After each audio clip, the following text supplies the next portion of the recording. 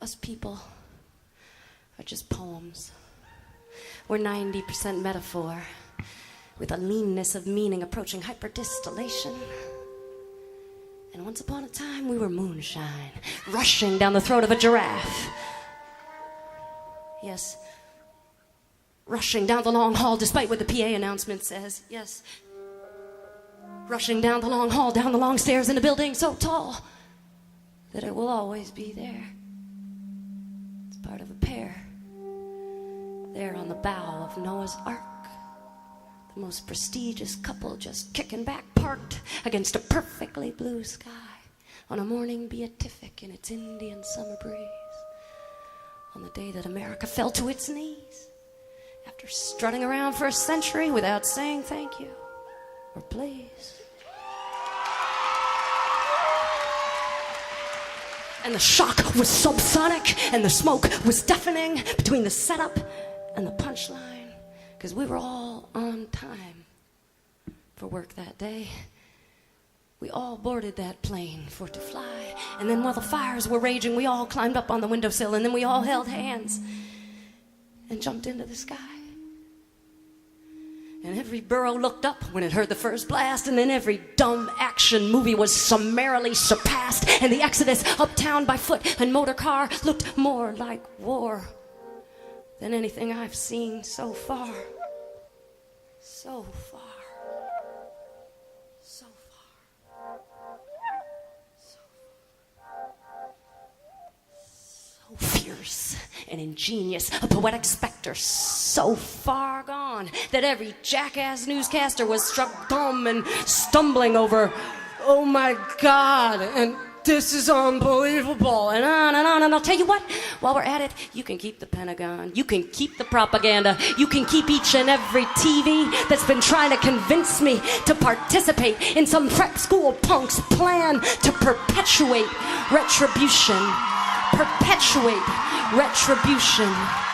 Even as the blue toxic smoke of our lesson in retribution is still hanging in the air, and there's ash on our shoes, and there's ash in our hair, and there's a fine silt on every mantle from Hell's Kitchen to Brooklyn, and the streets are full of stories, sudden twists and near misses, and soon every open bar is crammed to the rafters with tales of narrowly averted disasters, and the whiskey is flowing like never before, as all over the country folks just shake their heads and pour.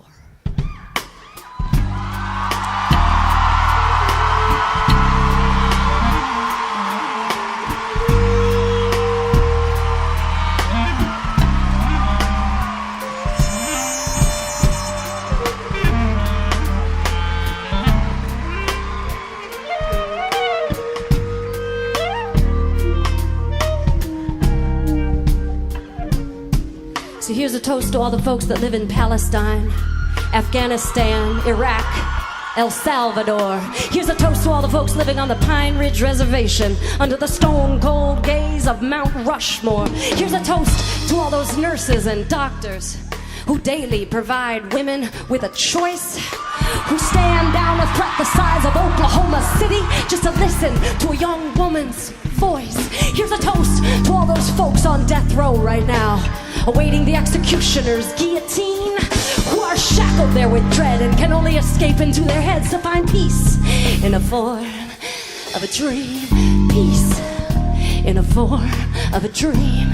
Peace in the form of a dream. Yeah. 'Cause take away our PlayStations and we are a third world nation, under the thumb of some blue blood royal son who stole the Oval Office and that phony election.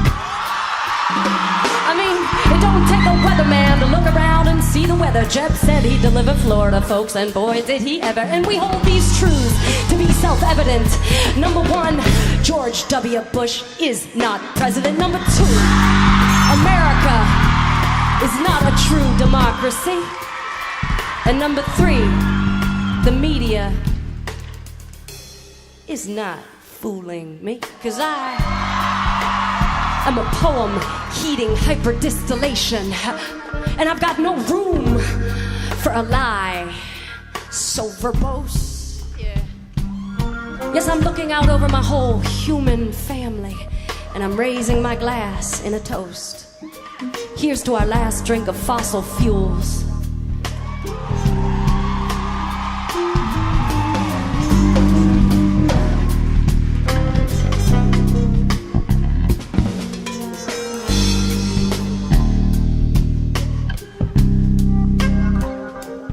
May we vow to get off of this sauce. Shoo away the swarms of commuter planes. Find that train ticket we lost. 'Cause once upon a time, the line followed the river and peeked into all the backyards. And the laundry was waving and the graffiti was teasing us from brick walls and bridges. We were rolling over ridges, through valleys, under stars. I dream of touring like Duke Ellington in my own railroad car.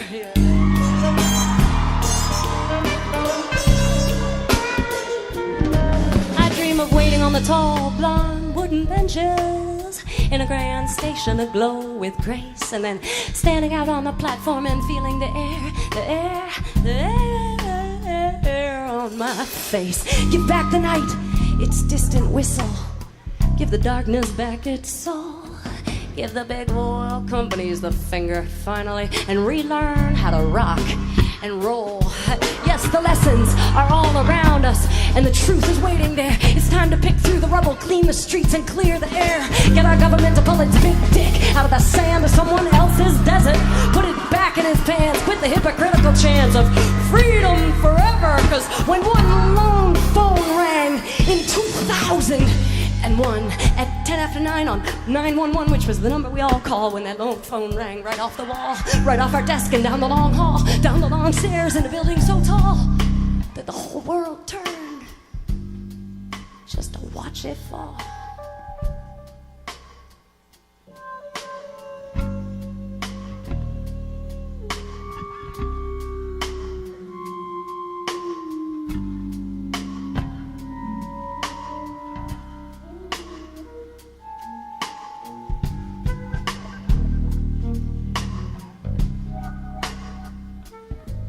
While we're at it,